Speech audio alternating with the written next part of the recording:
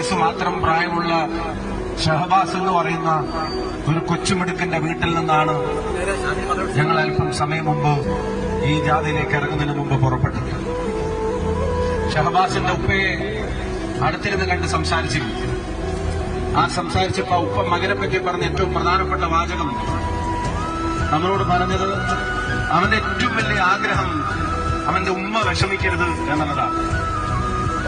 ഞാൻ അടുത്തിരുന്നപ്പോ ആ പിതാവിനോട് പറയണം, ഉമ്മയുടെ കണ്ണ് നനയരുത് എന്നുള്ളതാണ് ആ ചെറുപ്പക്കാരന്റെ ഏറ്റവും വലിയ ആഗ്രഹം, ആ കുട്ടിയുടെ ഏറ്റവും വലിയ ആഗ്രഹം. ഞാൻ ചന്തങ്ങൾ അങ്ങനെ പറയണമെന്ന് വെച്ചപ്പോ പറഞ്ഞു, ഈ കാലത്ത് ഒരു ആൺകുട്ടിയോടും ചെയ്യുന്ന കാര്യമല്ല എന്റെ കുട്ടി ചെയ്യുന്നത്. രാത്രി കിടക്കുന്നതിന് മുമ്പ് അവന്റെ ഉമ്മ ഒറ്റയ്ക്കാണ് അടുക്കളയിലെങ്കിൽ അവരാര് കഴിച്ച ഭക്ഷണത്തിന്റെ പാത്രങ്ങളും കഴുകി വെച്ചിട്ട് അവന്റെ ഉമ്മ പ്രയാസപ്പെടരുത്, ഉമ്മ ഒരു തരത്തിലും കണ്ണീരിലാവരുത് എന്നെപ്പോഴും പറയുന്ന ഒരു കുട്ടിയായിരുന്നു എന്നുള്ളത്.